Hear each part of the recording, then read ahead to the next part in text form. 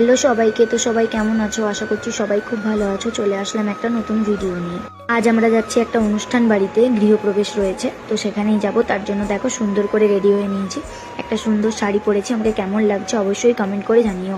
আর সেখানে যাওয়ার জন্য তিলক করে নিয়েছি, কারণ সেখানে নাম সংকীর্তন হচ্ছে। আর দেখো এই বাচ্চার দুষ্টুমি তো একদমই যায় না, সব জায়গায় দুষ্টুমি করতে থাকে।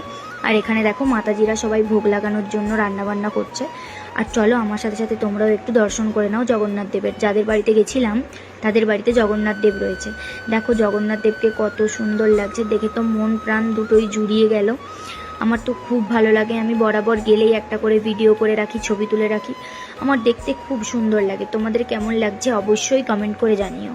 এরপর দেখো একটা সুন্দর বাচ্চার সাথে দেখা হয়ে গেল, দেখেই কোলে নিতে ইচ্ছে করছিল, তাই একটু কোলে নিয়ে নিলাম।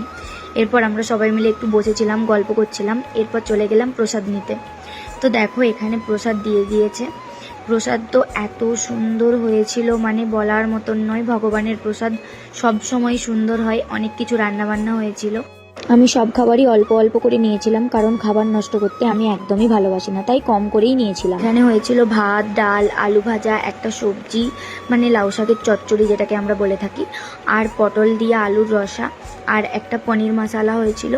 তো সবগুলোই খেতে খুব দারুণ ছিল। আমি তো খুব তৃপ্তি করে খেয়েছি। আর ভগবানের প্রসাদ বললামই তো, বরাবর সুন্দর। এরপর দিয়ে দিয়েছিল আমের চাটনি। আমি তো একদমই নেব না বলছিলাম, কিন্তু মাতাজি আমায় জোর করে দিয়ে দিয়েছে। এরপর দিয়ে দিয়েছিল আমার পছন্দের পাঁপড় ভাজা, যেটা খেতে আমি বরাবর খুব ভালোবাসি। অনুষ্ঠান বাড়ি গিয়ে আমি কিচ্ছু নেব না, এটা নেবই।